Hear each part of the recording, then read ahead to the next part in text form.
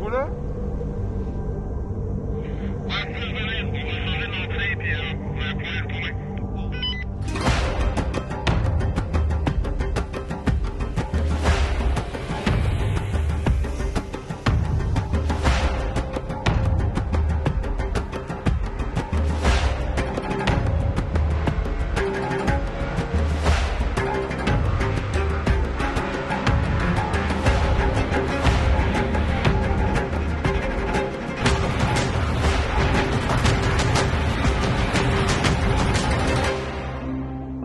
Ben Milo, moi, c'est pas quelqu'un que je connaissais. J'avais entendu son nom. Les gens disent « Ah ouais, je connais Ben Milo », mais moi, je n'écoute pas vraiment le motocross. J'étais pas trop au courant de sa carrière. Puis d'être ici dans le show, ça me permet vraiment de le rencontrer. Puis je trouve ça le fun parce que c'est vraiment un passionné. Tu sais, c'est quelqu'un qui a fait de la compétition toute sa vie, qui a été vraiment dans les hautes sphères de la compétition. Fait que c'est quelqu'un qui comprend aussi le sport, tout ce qui a rapport avec ça. Puis je trouve ça intéressant d'avoir le point de vue aussi, puis l'expérience de quelqu'un d'autre pour me guider un peu dans l'expérience motoneige que je vis là, depuis plusieurs années. Bon, donc, recap d'aujourd'hui.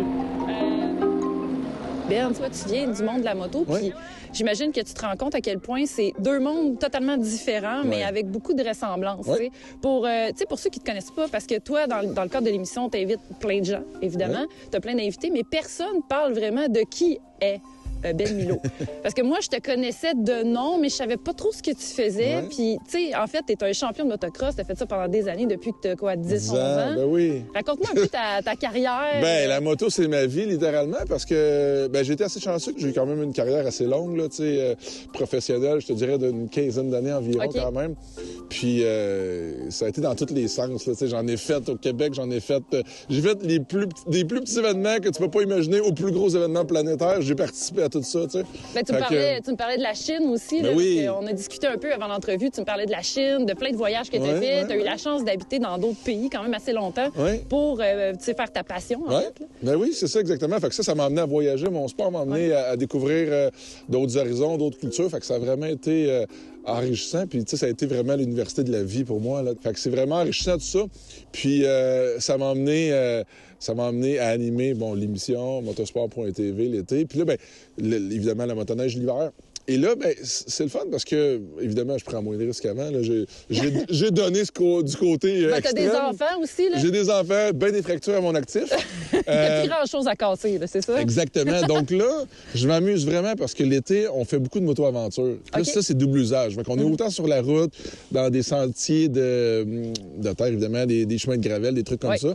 Fait qu'on touche un peu à tout.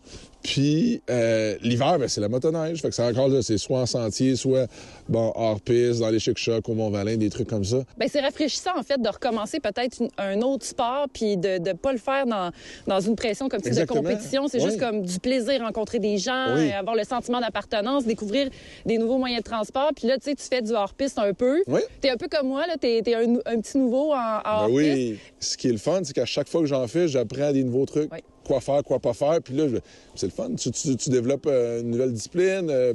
Fait que ça, c'est motivant pour moi. Fait que... tu sais, c'est le compétiteur en toi. Oui, en fait, t'es plus en compétition contre personne d'autre que toi-même maintenant. C'est ça qui est le fun.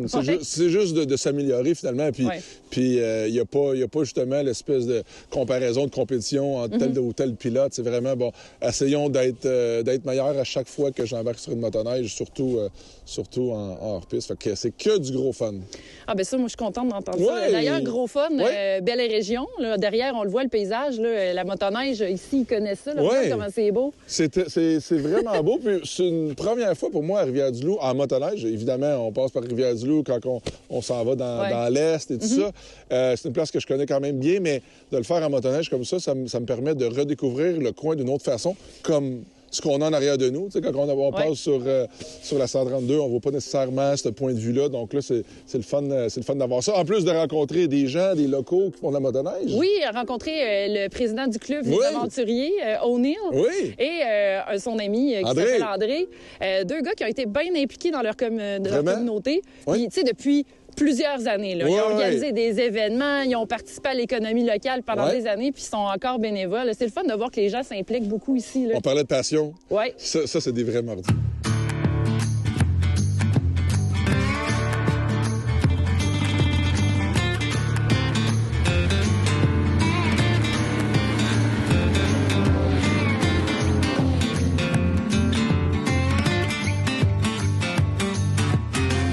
Ben, O'Neill, un gros merci de nous avoir reçus ici. Quel beau club de motoneige que vous avez, les sentiers, tout ça, c'est quelque chose d'assez exceptionnel, il faut le dire. Oui, les commentaires sont très positifs au niveau du relais. Les bénévoles, la journée qu'on avait construit ça, les bénévoles étaient très heureux. Puis tu as été impliqué aussi, j'ai entendu dire, dans le marquage et le numérotage des sentiers.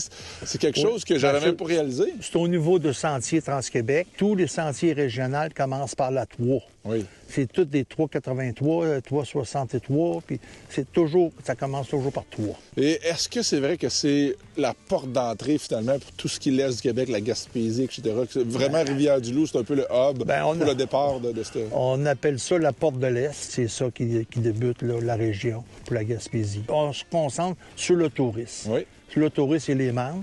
Puis c'est ça qui continue à faire virer notre ville ici à Rivière-du-Loup, au niveau de l'hôtellerie, restaurant. Bien, O'Neill, un gros merci de ton implication. Et on a besoin de bénévoles dans tous les clubs. Félicitations, chapeau, puis longue vie au club aventurier.